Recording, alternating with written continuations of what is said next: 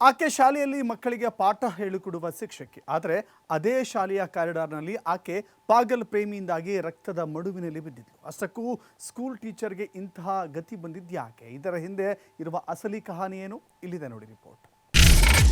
32 second 34 ಬಾರಿ ಚುಚ್ಚಿದ ಹಂತಕ. ಗಂಡನಂತೆ ಬಂದವ ಅಸಲಿಗೆ ಯಾರು? ಅದೊಂದು ಪ್ರೈವೇಟ್ ಸ್ಕೂಲ್ ಕಾರಿಡಾರ್. ಅದೇ ಶಾಲೆಯ ಗೇಟ್ ಬಳಿ ಮುಖಕ್ಕೆ ಬಟ್ಟೆ ಕಟ್ಕೊಂಡು ಕೀಚಕ ನಿಂತಿದ್ದ. ಆತನ ಕೈಯಲ್ಲಿ ಪಳಪಳನೆ ಹೊಳೆಯೋ ಚಾಕು ಇತ್ತು. ಆತ ನಿಂತಿರೋ ರೀತಿ ನೋಡ್ತಿದ್ರೆ ಅರ್ಥವಾಗತ್ತೆ ಆತ ಒಂದು ಬೇಟೆಗೆ ಹೊಂಚು ಹಾಕಿ ನಿಂತಿದ್ದಾನೆ ಅಂತ. ಆತ ನಿಂತ ಜಾಗದಲ್ಲಿ ಬುಸ್ಕುಡು ಹಾವಿನಂತೆ ಒದ್ದಾಡ್ತಿದ್ದ. ಅತ್ತಿಂದಿತ್ತ ಇತ್ತಿಂದತ್ತ ಓಡಾಡ್ತಾ ಕೊನೆಗೆ ಕ್ಲಾಸ್ ರೂಮ್ ಒಳಗಡೆ ಇದ್ದ ಶಿಕ್ಷಕಿಯನ್ನ ಕರೆದ. ಆಕೆ ಹೊರಗೆ ಬಂದು ಒಂದ್ ಹೆಜ್ಜೆ ಇಟ್ಟಿದ್ದೇ ತಡ ದಾರದಾರನೆ ಹೊರಗೆ ಎಳೆದು ಕೊನೆಗೆ ಕೈಯಲ್ಲಿದ್ದ ಚಾಕು ಹಿಡಿದು ಬರೋಬ್ಬರಿ 34 ಬಾರಿ ಚುಚ್ಚಿದ್ದ. ಅದು ಕೂಡ ಕೇವಲ 32 ಸೆಕೆಂಡ್ನಲ್ಲಿ. ಹೌದು, ಹೇಗೆ ನಿರ್ದಯವಾಗಿ ಕೊಲೆಯಾಗಿದ್ದ ಶಿಕ್ಷಕಿ ಹೆಸರು ಸಂಧ್ಯಾ. ಏಕೆಯನ್ನ ಹೇಗೆ ತಿವಿದು ಕೊಂದು ಹಂತಕ ಕ್ಷಣ ಮಾತ್ರದಲ್ಲಿ ಎಸ್ಕೇಪ್ ಆಗಿಬಿಟ್ಟಿದ್ದ. ಆರೋಪಿ ಶಿಕ್ಷಕಿಯ ಮೇಲೆ ಹಲವು ಬಾರಿ ಚಾಕುವಿನಿಂದ ದಾಳಿ ನಡೆಸಿದ್ದಾನೆ. ಜೀವ ಉಳಿಸಿಕೊಳ್ಳಲು ಸಂಧ್ಯಾ ಸಹಾಯ ಅಂತ ಕಿರ್ಚುತ್ತಾ ಓಡಲು ಪ್ರಯತ್ನ ಮಾಡ್ತಾರೆ. ಆದ್ರೆ ಕೆಲವೇ ಹೆಜ್ಜೆಗಳಲ್ಲಿ ನೆಲಕ್ಕೊಳ್ಳಿದ್ದಾರೆ.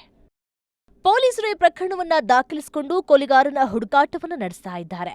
ಭೀಕರ ದಾಳಿಗೆ ಒಳಗಾಗಿರುವ ಸಂಧ್ಯಾ ಪ್ರಸ್ತುತ ತನ್ನ ಪತಿ ವಿಕ್ಕಿಯೊಂದಿಗೆ ಫಿರೋಜ್ಪುರ್ ಕಲಾನ್ನಲ್ಲಿ ವಾಸ ಮಾಡ್ತಾ ಇದ್ರು ಮತ್ತು ಸಿಕ್ರೋನ ಗ್ರಾಮದ ಸರಸ್ವತಿ ಹಿರಿಯ ಮಾಧ್ಯಮಿಕ ಶಾಲೆಯಲ್ಲಿ ಶಿಕ್ಷಕಿಯಾಗಿದ್ರು. ದಾಳಿಯ ಸಿಸಿಟಿವಿ ದೃಶ್ಯಗಳಲ್ಲಿ ಮಹಿಳಾ ಶಿಕ್ಷಕಿ ತನ್ನನ್ನು ತಾನು ಉಳಿಸಿಕೊಳ್ಳಲು ಪ್ರಯತ್ನ ಮಾಡ್ತಾ ಇರುವುದು ಮತ್ತು ನೆಲದಿಂದ ಎದ್ದೇಳುವುದನ್ನು ನೋಡಬಹುದು. ಈ ನಡುವೆ ಶಾಲೆಯ ಪ್ರಾಂಶುಪಾಲರು ಸಹ ಮಧ್ಯಪ್ರವೇಶಿಸಲು ಪ್ರಯತ್ನ ಮಾಡಿದ್ರು. ಆ ದಾಳಿಯಿಂದ ಶಿಕ್ಷಕಿಯನ್ನ ರಕ್ಷಿಸಲು ಸಾಧ್ಯ ಆಗೋದಿಲ್ಲ. ಇಲ್ಲಿ ಗಮನಿಸಬೇಕಾಗಿರುವಂತಹ ಇನ್ನೊಂದು ಶಾಕಿಂಗ್ ವಿಚಾರ ಅಂದ್ರೆ ಘಟನೆ ನಡೆದ ಸ್ಥಳದಿಂದ ಪೊಲೀಸ್ ಠಾಣೆ ಕೇವಲ 100 ಮೀಟರ್ ದೂರದಲ್ಲಿತ್ತು. ಆದ್ರೂ ಈ ಕ್ರೂರ ಹತ್ಯೆಯನ್ನ ತಡೆಯಲು ಸಾಧ್ಯವಾಗಲಿಲ್ಲ.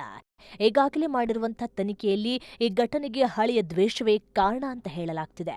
ಮೃತ ಸಂಧ್ಯಾ ಹಿಂದೆ ಕೆಲಸ ಮಾಡ್ತಾ ಇದ್ದ ಶಾಲೆಯ ಕಟ್ಟಡ ಆರೋಪಿಯ ಕುಟುಂಬಕ್ಕೆ ಸೇರಿತ್ತು. ಆ ಸಮಯದಿಂದಲೇ ಆರೋಪಿ ಕಿರುಕುಳ ನೀಡ್ತಾ ಇದ್ದ ಅಂತ ತಿಳಿದು ಬಂದಿದೆ.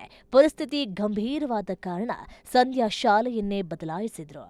ಅಷ್ಟೇ ಅಲ್ಲ, ಆರೋಪಿಯ ಭಯದಿಂದ ಮೊಬೈಲ್ ಫೋನ್ ಬಳಸುವುದನ್ನ ಬಿಟ್ಟಿದ್ರು ಮತ್ತು ಶಾಲಾ ಬಸ್ನಲ್ಲೇ ಸಂಚಾರ ಮಾಡ್ತಾ ಇದ್ರು. ಈ ಹಿಂದೆ ಅವರಿಂದ ಪೊಲೀಸ್ ದೂರು ಕೂಡ ದಾಖಲಾಗಿತ್ತು. ಬಳಿಕ ಆರೋಪಿ ಕ್ಷಮೆ ಕೇಳಿದ್ರು. ದ್ವೇಷ ಮುಂದುವರೆದಿತ್ತೆಂಬ ಅನುಮಾನವನ್ನ ಪೊಲೀಸರು ಪರಿಶೀಲನೆ ಮಾಡ್ತಾ ಇದ್ದಾರೆ. ಘಟನೆ ನಡೆದ ತಕ್ಷಣ ಪೊಲೀಸರು ಮತ್ತು ವಿಜ್ಞಾನ ತಜ್ಞರು ಸ್ಥಳಕ್ಕೆ ಧಾವಿಸಿ ಸಾಕ್ಷ್ಯವನ್ನ ಸಂಗ್ರಹ ಮಾಡಿದ್ದಾರೆ. ಆರೋಪಿಯ ವಿರುದ್ಧ ಕೊಲೆ ಪ್ರಕರಣ ದಾಖಲಿಸಲಾಗಿದ್ದು ಬಂಧನಕ್ಕಾಗಿ ವಿಶೇಷ ತಂಡಗಳನ್ನು ರಚಿಸಲಾಗಿದೆ ಅಂತ ಪೊಲೀಸರು ತಿಳಿಸಿದ್ದಾರೆ. ಈ ಹತ್ಯೆ ಮತ್ತೊಂದು ಪ್ರಶ್ನೆಯನ್ನ ಎತ್ತಿದೆ. ಕಿರುಕುಳದ ದೂರು ದಾಖಲಾದ ಬಳಿಕವೂ ಬಾಧಿತೆಯ ಸುರಕ್ಷತೆಗೆ ಸಾಕಷ್ಟು ಕ್ರಮ ಕೈಗೊಳ್ಳಲಾಗಿತ್ತೆ. ಬೆದರಿಕೆಯ ಇತಿಹಾಸವಿದ್ದ ವ್ಯಕ್ತಿ ಶಾಲೆವರೆಗೂ ತಲುಪಲು ಹೇಗೆ ಸಾಧ್ಯವಾಯಿತು?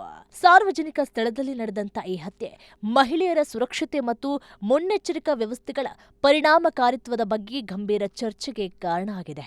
ಇದೀಗ ಒಬ್ಬ ಶಿಕ್ಷಕಿಯ ಬದುಕು ಅಂತ್ಯವಾಗಿದೆ.